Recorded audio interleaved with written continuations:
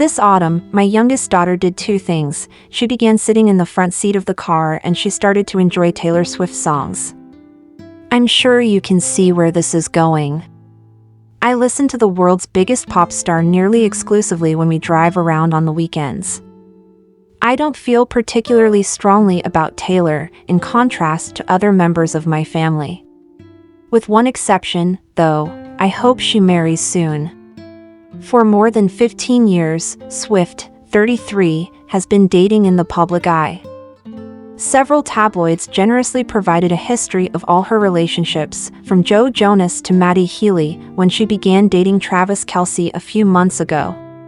Swift has drawn criticism for penning songs about her relationships, but as one Cosmopolitan magazine article stated, we wouldn't have some of her best lyrical work without Taylor's openness and honesty about her romantic life and exes. Naturally, it can't be pleasant to have so much attention focused on your romantic life.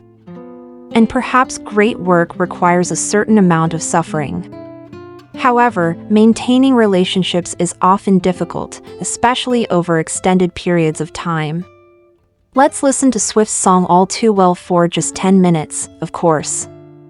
As Swift did with both Calvin Harris and Joe Alwyn, being romantically involved for more than a year implies letting yourself get vulnerable, beginning to see your relationship as potentially permanent, depending on someone else for emotional fulfillment, and assuming that the other person feels the same way. Regaining your former self after a long-term relationship can be challenging. Yes, perhaps you never will. This is unavoidable, especially for women. Compared to males, we are physiologically predisposed to develop attachments more readily, and when those attachments cease, we typically experience greater grief. Swift obviously doesn't experience the same dating difficulties as most women in their 30s. She most definitely doesn't need to be concerned about supporting herself monetarily. Furthermore, there are many of men out there who would be delighted to continue where the previous one left off.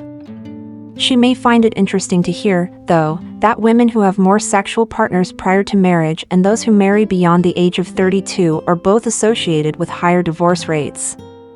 It appears that learning to see even long-lasting relationships as transient affects how you perceive marriage.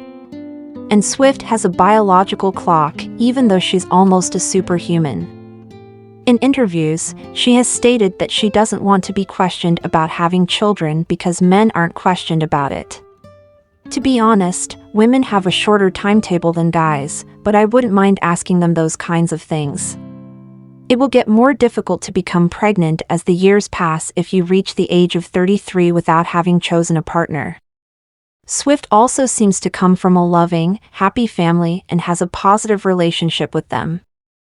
Her parents were able to provide for their families while working. There were rumors that she and Alwyn talked about starting a family when they were dating. Even though she is childless, having a long and happy marriage like Dolly Parton would be wonderful and increase her contentment with life. Parton's album Pure and Simple, which was dedicated to her husband Carl Thomas Steen for more than 50 years, was released in August 2016. In an interview with Rolling Stone, Parton said, "I was just trying to think about all the different colors of love through the years, and then she said, I'm dragging him kicking and screaming into the next 50 years. To be honest, I am being self-centered. I want marriage to be seen as a natural progression of adulthood by my daughters and all other Swifties. I want them to know that, despite the awful and unavoidable heartbreak that comes with being young, there is hope for the future. We don't have to be trapped in a never-ending cycle of passionate love and heartbreak. There is a superior method.